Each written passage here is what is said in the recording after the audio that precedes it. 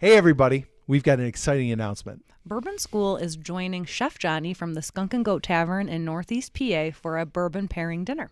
So if you live in Western New York or Northwestern Pennsylvania and you want to be a part of this awesome evening, stay tuned for details on tickets. Make sure you keep October 26th booked.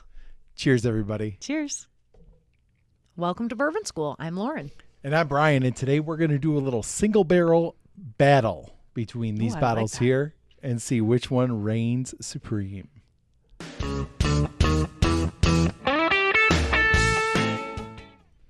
All right, Brian, set us up for this battle. What are we tasting? Okay, so we were just kind of sitting here looking at the Looking shelf. at the bottles. Yeah.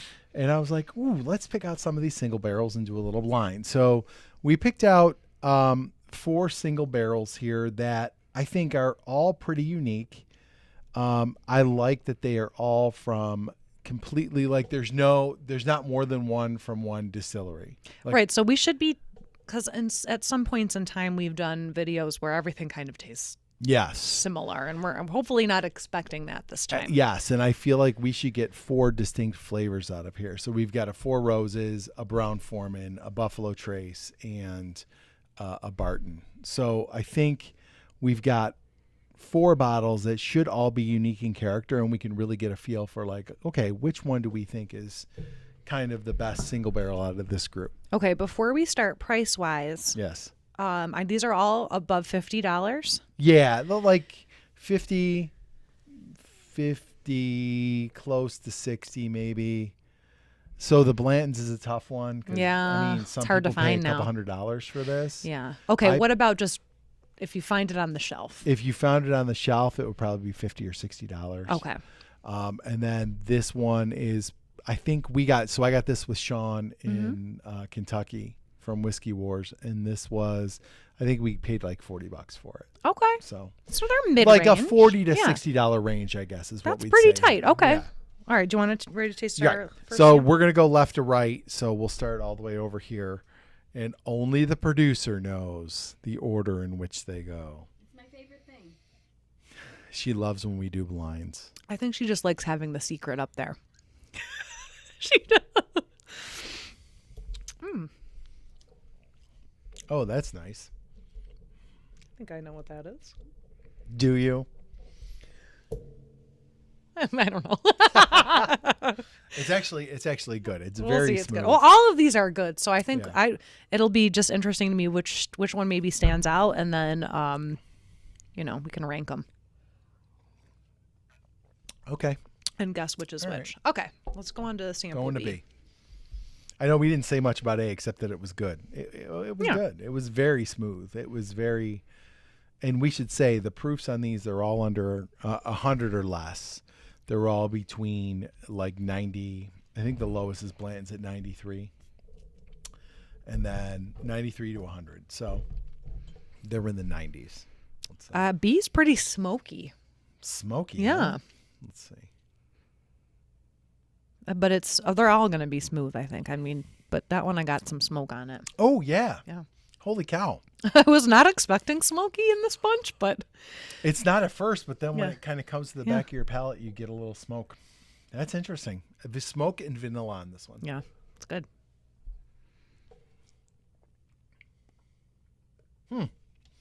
That's a cool one. I like that one a lot. Okay. Let's go To on. C? I have to cleanse my palate. Sorry. Cleanse it up. You're so fast paced. I don't just- mean to rush your tasting. You just move way too fast for me. Okay, see. Oh, C smells really good. Mm-hmm.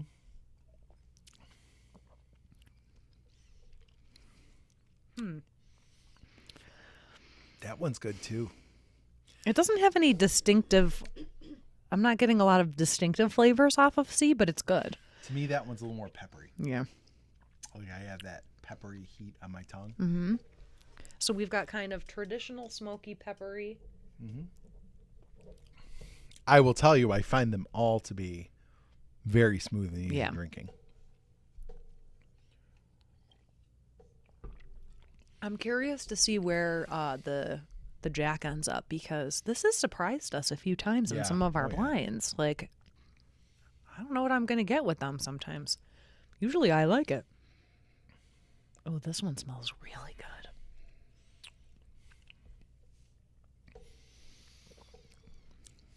I think to me, it's kind of clear what that one is. I could be wrong, but I'm kind of getting a very distinct flavor profile off of this one. All right. Shall we discuss and then we'll come back? Yeah, we're going to discuss, taste again, and then we'll come back with each of our rankings and see which one we pick. Okay, so we have retasted, kind of had a little discussion, not to really influence each other, just to kind of, get our I always get our thoughts out. I like to guess which is which, Yeah. but it's tough. I think these are all very similar. What I said to you off camera was they are all very easy drinking and inoffensive. Nothing really, like you said, nothing's really shouting out at you. Yeah. Before we go on, do you want to explain what a single barrel is for anybody real that quick. doesn't If know? you're not sure what a single barrel is, that just means that this bottle, it's not a blend. They aren't batching this bourbon. Basically, each one of these bottles all came from a barrel, and It's pure. it's right. And they just Sorry, I kicked they choose a barrel to be a single barrel, and they bottle it. And sometimes a barrel might give you 250 or 260 bottles. Sometimes it might give you 220 or 200. It depends on how much is left of that bottle, and a lot of that goes down to the aging and the conditions that it's aged in and stuff. But what I like about a single barrel is you've got that single barrel, and when it's gone, it's gone. And there's a limited amount of people who have that. So it's kind of cool. Like I like the idea of single barrels. And I would say there are some companies that do single barrels a little more consistently than others. And it's just the way they choose it, the way they're testing those barrels and choosing them and bottling them. They kind of find, I think Four Roses is very consistent single barrels, even though they are single barrels, bottle to bottle, they do tend to taste very similar, which is, I think you've got somebody who's tasting it that's really good at what they're doing. Right. Yeah. All right. So let's go ahead and give our rankings for these. So give me your overall ranking. Like what letters did you put where? Okay. So I liked A best. Okay. Then I went with C. Okay. Then I went with D. And then B. B was my lowest rank. We couldn't be more different. So you were A, C, D, B, and I was D, A, B, C. So we don't have one that we agreed on, which is fine. They're all really good. But let's go through yours. We'll go through your rankings, and then we'll compare it to how I ranked them. So your, let's say your last choice. Okay, your last choice was B. Yeah. And for me, B came in third place. Okay. So what was B? Wait, let me guess. Okay. Was it 1792? B, third and fourth place, Blanton's. Really?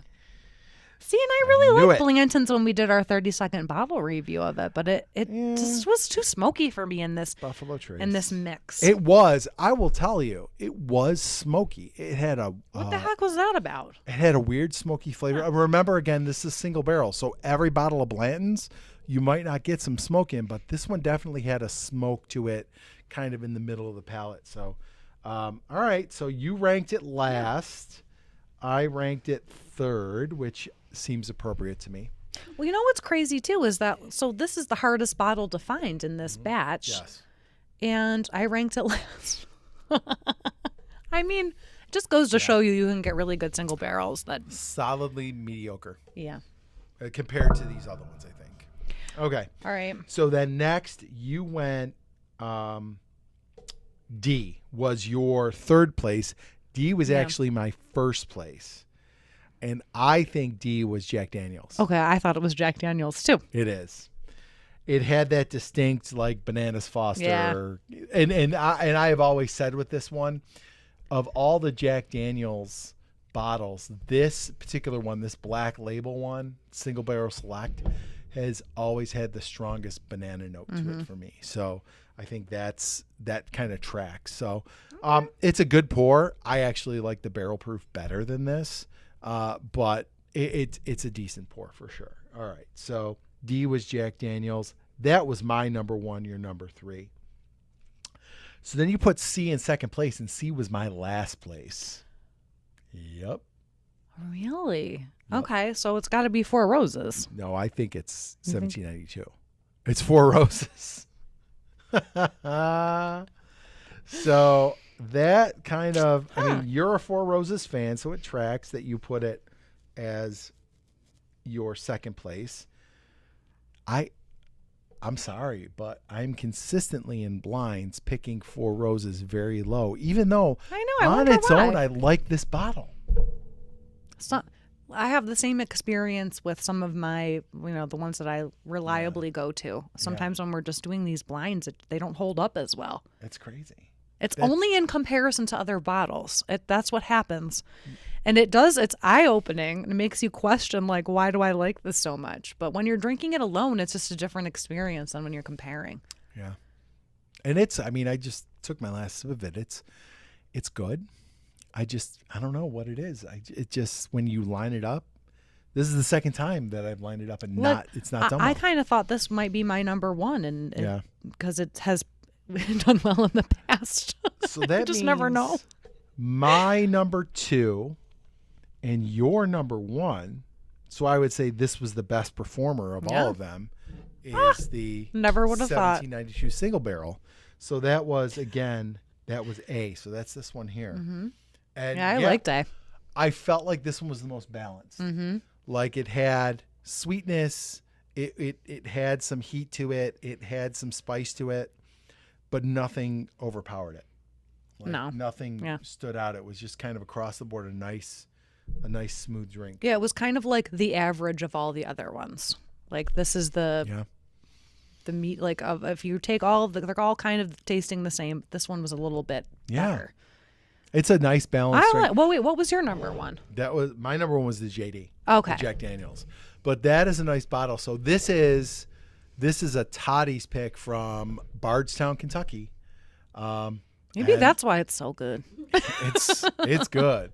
So there are two number ones for this blind: the Jack Daniel's Single Barrel Select and the 1792 Single Barrel Pick. Brian, I might need to reevaluate my relationship with Four Roses.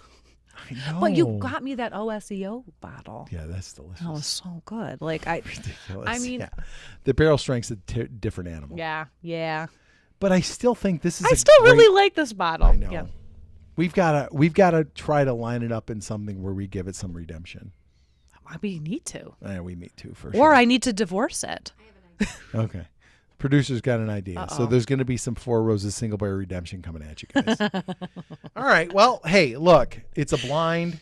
You know what? We could drink all four of these again tomorrow and maybe pick a totally different bottle as our winner. But this is kind of how they fell today. So, hey, if you like this video, please like, subscribe, share, and hit the bell for notifications. So you never miss another episode of Bourbon School. And don't forget to check out our Facebook community, Bourbon School Community. We're there. Viewers are there. Yeah. Bourbon lovers are there. It's a great place to connect with everybody. So make sure you go check it out and join. All right. I'm cheersing with my A. All I have left is B, which was Blanton's. Cheers, I guess.